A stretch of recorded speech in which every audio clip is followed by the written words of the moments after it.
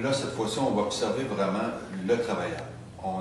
Le VSM, la cartographie du flux de valeur, on observait le processus. Nos yeux étaient sur le produit ou le service qu'on offre. On suivait le processus.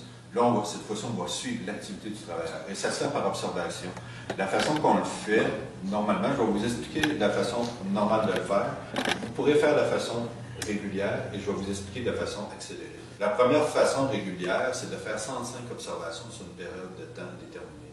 La période de temps déterminée, habituellement, va être d'une semaine environ. On prend une semaine, on va essayer de prendre une semaine représentative. Naturellement, je ne ferai pas ces observations-là, par exemple, à la dernière semaine du mois de juillet où tout le monde est en vacances. Habituellement, j'essaie de prendre une période de temps qui est représentative. Si je vais prendre un secteur de mon entreprise, mon département, ou je vais prendre un secteur, je ne ferai pas toute l'entreprise au complet, je prends un secteur, je veux aller faire une photo, parce que là, l'outil que je vous explique, là, on descend.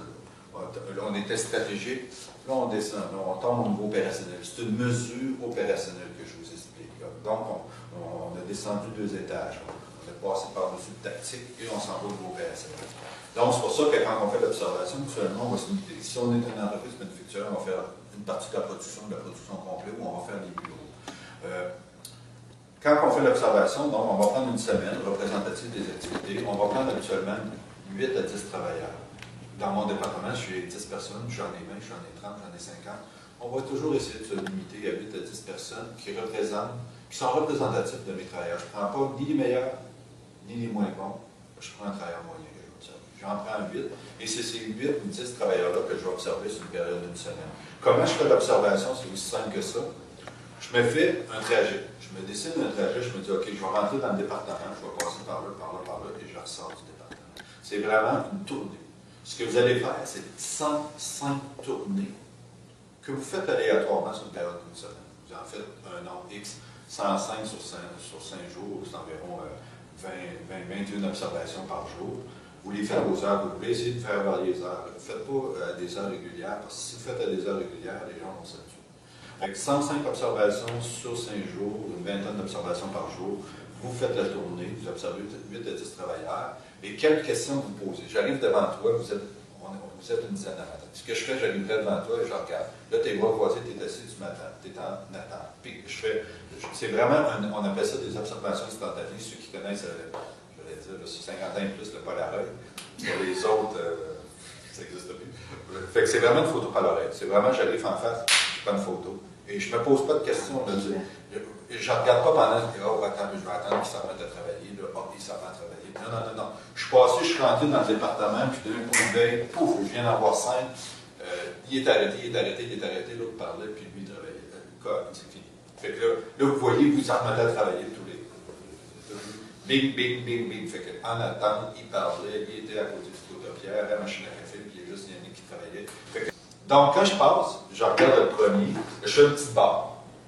Je passe, je fais une petite barre au nombre. Ici, j'écris les noms des employés, les 8 à 10 employés que j'ai sélectionnés, et je fais les barres. Donc, j'ai activité à valeur ajoutée. Vous voyez qu'on a mis une seule ligne activité à valeur ajoutée parce qu'on ne veut pas la détailler. Encore chanceux quand ils travaillent, on ne veut pas commencer. Étant donné que ce n'est pas là-dessus qu'on veut travailler, on ne veut pas l'informatiser, on ne veut pas l'accélérer. Nous, ce qu'on veut, c'est ici. Comprenez-vous? C'est pour ça que passez pas trop de temps à détailler. Il est en train de faire ci, il fait non, c'est pas ça qu'on veut savoir. On veut savoir quand il ne fait pas de la valeur ajoutée. Parce que c'est ça qu'on va attaquer. Parce que l'idée du lean n'est pas de stresser l'employé. L'idée du lean, c'est d'éliminer avec le travailleur, parce qu'on va travailler avec lui, les tâches à non-valeur ajoutée. Fait que s'il fait moins de non-valeur ajoutée, s'il laisse plus de temps pour faire de la valeur ajoutée.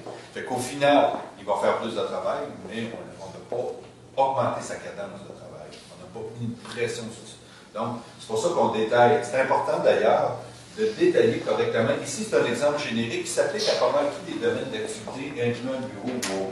Mais ce que je vous dirais, comment moi je vous demande de l'adapter, c'est que faites une observation dans votre département que vous choisissez.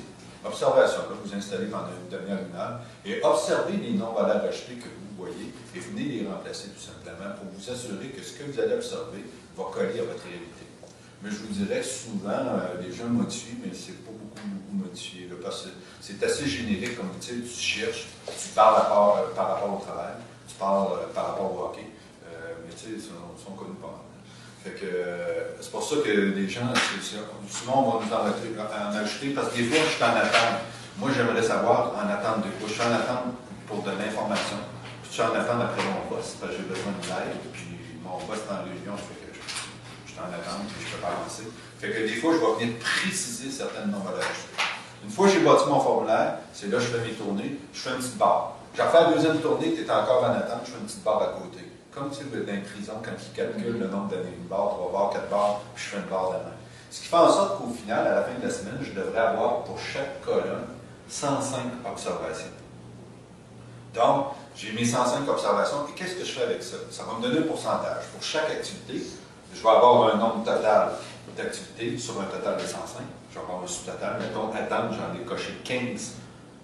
15 fois que je suis passé pendant une semaine, tu es en attente, sur un total de 105 observations que j'ai faites pour toi, ben c'est 15 divisé par 105, et ça me donne un pourcentage. Ça, c'est intéressant. On pourrait dire, OK, parce que 15 sur 105, ça fait environ 12-13 13 de ton temps d'attente. C'est pas tellement ça qui m'intéresse. Oui, c'est le fun de savoir que je te paye 10 13 du temps que je te paye qui est en attente. Ça va être surpris, hein, vous allez voir, ça monte assez vite. Mais ce qui est encore plus intéressant, c'est que je prends ton salaire annuel, plus avantages sociaux annuels, et je le multiplie par 13 Et là, ça me dit, wow, OK, tu attends 13 mais ça me coûte en dollars, X dizaines de milliers de dollars. Puis là, j'additionne ça pour chaque employé. Fait qu'à la fin, ça me donne un portrait économique de dire, maintenant, on va aller rajouter mes réunions. Bien, mon personnel est en réunion 18 du temps, et voici comment ça me coûte dans mon département. Wow, OK. Tu sais, parce que les pourcentages, ça ne parle pas à tout le monde. Hein. Vous savez, la plupart des gens ont de la misère à faire des règles de 3 et la notion de pourcentage. Les gens ne comprennent pas beaucoup. Les dollars, tout le monde comprend ça. Fait que c'est intéressant de convertir en dollars. Parce que quand on le convertit en dollars, ça vient nous dire, si je le réduis de moitié, combien j'engage? Donc, si je structure mieux l'information, on fait moins de réunions. Mettons qu'on couperait les réunions de moitié parce qu'on structure mieux l'information. Puis mes réunions annuellement dans mon département me coûtent 80 000, ben j'ai 40 000 que je gagne. Donc, ça me donne un budget parce qu'en ligne, le petit truc, on essaie toujours d'avoir des payback inférieurs à 1 an. Donc, s'il y a un potentiel, je pense, être capable de réduire de 50 des temps de réunion, je ne sais pas comment encore, c'est pas l'intérêt de se poser la question de comment immédiatement. Toujours avec le kata d'admiration, on se donne une vision. On n'est pas obligé de savoir la recette pour l'atteindre, la vision. Fait que je me dis, dans un an, j'aimerais avoir coupé le temps des réunions de 50 Il y a un potentiel économique de 40 000 ben, ça vous donne 40 000 pour investir. Est-ce que je vais investir dans la formation? Est-ce que je vais investir dans clarifier les instructions de travail? Est-ce que je vais investir dans l'informatisation? Mais à tout le moins, j'ai 40 000 pour faire ça, pour atteindre cet objectif-là, parce qu'on vise toujours un payback d'un an. Fait que c'est là l'intérêt. L'intérêt de faire cette étude-là me donne des chiffres pour venir justifier mes efforts d'amélioration. Au niveau opérationnel, encore une fois, je vais faire. J'insiste sur le niveau opérationnel. Ça, c'est la méthode un petit peu plus longue. La méthode courte, c'est de faire la même chose. Là, la première, on l'appelle observation aléatoire. L'autre, en anglais, on l'appelle le groupe timing technique, c'est observation à intervalles fixes. Ce que je vais vous faire, quand on n'a pas le temps, je fais l'observation sur une journée, à tous les 5 minutes. Installez-vous, comme ici, là, je m'installerai ici. Je ne bouge pas. L'autre, je bouge. L'autre, je faisais vraiment une tournée. Donc, ça me permettait de couvrir 2 départements, par exemple, avec plus de travail. Quand je vais y aller sur une journée, je vais faire une observation fixe. Je m'installe dans un département, bureau, usine, n'importe quoi. Je suis capable de voir 8-10 personnes. J'essaie de voir des gens. Puis, je fais des observations 5 minutes. Aux 5 minutes, je me lève la tête, puis je prends une photo, je m'en vais. Fait que ce qui veut dire j'en fais 12 à l'heure, ça veut dire qu'à la fin de la journée, j'ai fait 80, j'ai fait une centaine. Ce qui donne quand même une très bonne précision.